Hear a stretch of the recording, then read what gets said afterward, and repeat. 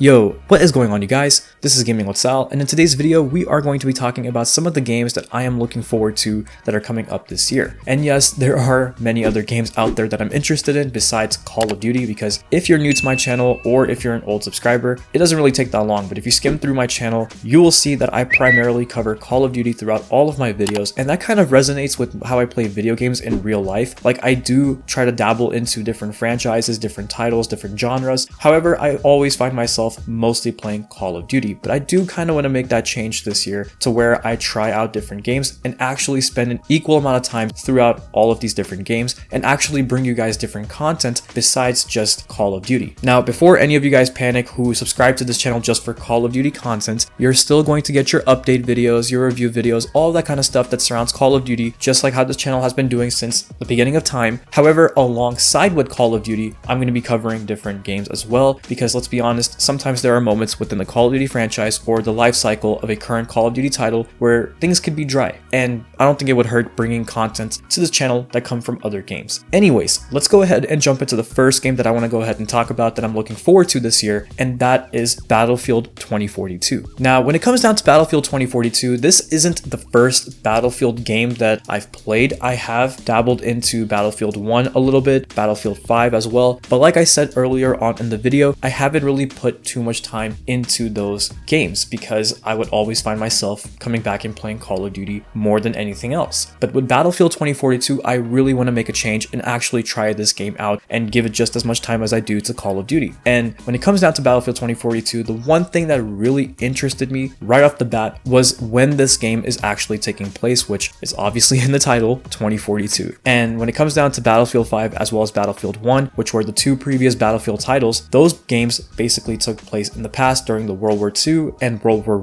I setting. And because of this, Battlefield fans have been craving a game that takes place in a modern day setting, which of course Battlefield 2042 isn't that, but it's the closest we can get to a modern day setting. Plus, with that reveal trailer that came out about a month or so ago for this game, a lot of positive comments and feedback came out of that. So yeah, I don't think Battlefield fans have a problem with this game taking place in the year 2042. Plus, at least when it comes down to this game, it's not like any of the soldiers are flying around the maps, with jetpacks or anything like that. Not that I have anything against with jetpacks, aka Black Ops 3, I just don't think it fits in the Battlefield world, so I'm glad they stayed away from anything like that. Now, when it comes down to the modes for Battlefield 2042, of course, we're going to get our traditional 128 players on these large-scale map type of modes, but at the same exact time, there's one specific mode that I am really intrigued about, and that is the Battlefield Portal. So when it comes down to the Battlefield Portal, I feel like this is a win-win situation for people who have been part of the Battlefield franchise for a very long time, as well as new players who are like me that are joining the Battlefield franchise for the very first time and actually dedicating a lot of time to it. And the reason I say this is because when it comes down to the Battlefield Portal, we will be able to experience past Battlefield maps, weapons, as well as full-on customization on how we want to create some of these matches. So according to my research, which correct me if I'm wrong, but some things that I've seen as far as the Battlefield Portal goes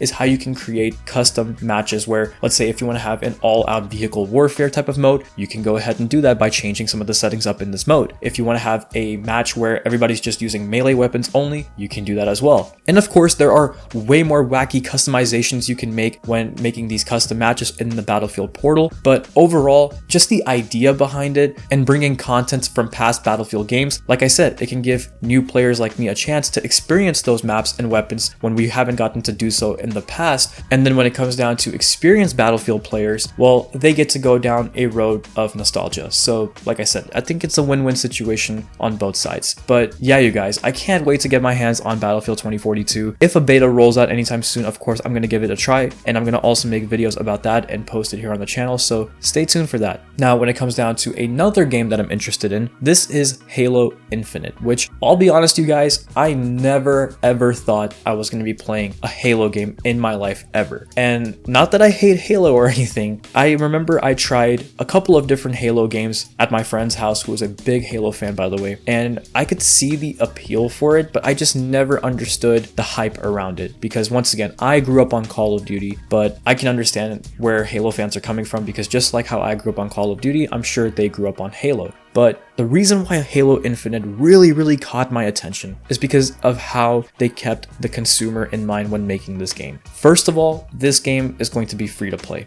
So that right there already gives me the comfort zone to want to try it out, right? Because like I said, I've never really dabbled into Halo so much. So the fact that this game is free to play, it kind of entices me to want to give it a shot even more than if I had to pay like 60 or 70 bucks for it, right? So hey, I guess that's one advantage of a game being free to play. You get more players to want to try out your game. So big props to the team that made Halo for that. However, not only is this game free to play, but like I said, they really kept the consumer in mind when making this game. So for example, I remember watching this one video that the team who made Halo kind of released on YouTube, where a few different developers were kind of talking about the making of this game and just what they had in mind when designing this game. One of those things was the Battle Pass. Now, of course, when it comes down to the Battle Pass, this isn't like a brand new invention. This has been in games for quite a while now, but what they're doing with the Battle Pass is very cool in my personal opinion. So what they're doing is that essentially, let's say that this game is on season 1, right? So you buy the season 1 battle pass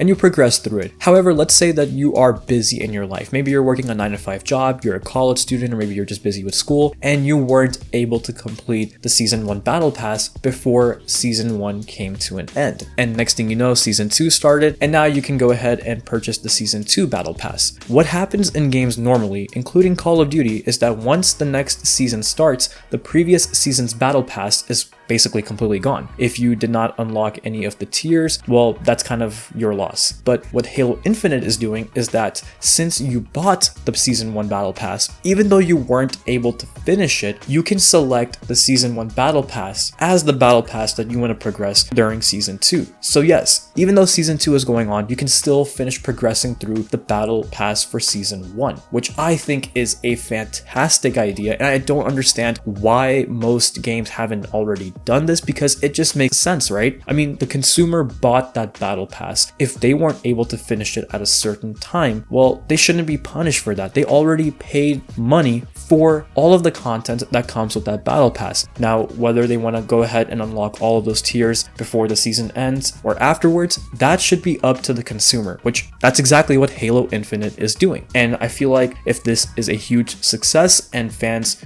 give a lot of positive feedback to this, hopefully this mentality can be implemented in other games as well. And similar to Battlefield 2042, Halo Infinite is really keeping in mind of new players that are coming to the Halo franchise for the first time as well. So what Halo is pretty much doing is that they have this sandbox mode where you can pretty much play against bots, go through a training session, all that kind of stuff to kind of get you warmed up a little bit before you actually jump into a match in the multiplayer modes. Which, if they're talking about this, I'm assuming that this type of feature wasn't in past Halo games, and I'm glad that they're bringing it to Halo Infinite, because once again, when I went to my friend's house and tried Halo for the very first time, I was getting my butt beaten many times by many more experienced Halo players out there. So the fact that they have this little practice area for new players to kind of get used to at first before they can go ahead and jump into multiplayer matches, that's a big plus as well in my book. But yeah, you guys, at the end of the day, the main thing that's really enticing me to try Halo Infinite out is because, one, I do want to go ahead and try out games that are outside of the Call of Duty franchise, and number two, this is free to play, so this really entices me to want to give it a shot. And like I said, with some of the stuff that they have kept in mind when designing this game, especially focusing around what the consumer would want and what would make them happy, yeah, that's a big plus in my book. So definitely going to be looking forward to Halo Infinite. And once again, like I said earlier, if Call of Duty at the time is kind of dry, expect some Battlefield 2042 as well as Halo Infinite content here on the channel. Now finally, when it comes down to Call of Duty Vanguard, of course, this is a game that I am interested in, only because, like I said, I am just someone who has grown up on Call of Duty. The way that Call of Duty formulates their game from a gameplay perspective and just that arcade shooter feeling, it's something that I can never get tired of. Sure, I can get tired of the skill-based matchmaking, the microtransactions, and all those kinds of things, but the core gameplay of Call of Duty is something that I've always enjoyed, and I'm sure that's going to be the same for Vanguard. Plus, if you haven't seen my most recent recent video where I talk about some of the leaks surrounding this game, a lot of the leakers within the Call of Duty community are really hyping this game up. And of course, this happens every single year where people hype this game up, and next thing you know, we are all in this honeymoon phase, and then about a month or two later, we get tired of the game. I'm sure that's going to go the same way with Vanguard, but like I said, you guys, I'm still intrigued to see what Sledgehammer Games has to offer this year, and let's see if they actually surprise us and make a pretty decent Call of Duty title. But anyways, you guys, those are the three main first-person shooter titles that I'm kind of looking at right now that are coming out this year, and I can't wait for all three of these games. To be honest, mainly for Battlefield 2042 and Halo Infinite, just because I kind of already know what Call of Duty is and what most likely will be coming with Vanguard, because it's pretty much almost the same thing every year. But nonetheless, it's still on my list of games that I'm looking forward to, and hopefully this is going to diversify this channel a little bit. Hopefully it also brings in a new set of audiences for this channel as well. So yeah, I'm really excited for the rest of 2021, the content that I'm going to be bringing for you guys. And like I said earlier, if you're worried that I'm going to give up on Call of Duty completely and not cover it at all on this channel, that's simply not the case. I'm still going to be a Call of Duty channel, but I will also be talking about other games on the side alongside with the Call of Duty franchise as well. So just keep that in mind. But anyways, you guys, if there are other games that I haven't mentioned in today's video that you are looking forward to and that maybe I should also look into, go ahead and mention those games in the comment section below, and also explain why you're looking forward to those games or the games that I mentioned in today's video. I would love to get your thoughts in the comment section below if you guys want to go ahead and share them. But with that said, you guys, if you enjoyed today's video, please go ahead and leave a like, comment, subscribe, click the bell icon so you'll never miss an upload, and follow me on my social media accounts to stay connected. Links for all of those are also in the description below, and I'll go ahead and talk to you guys in the next one. Take care of yourselves,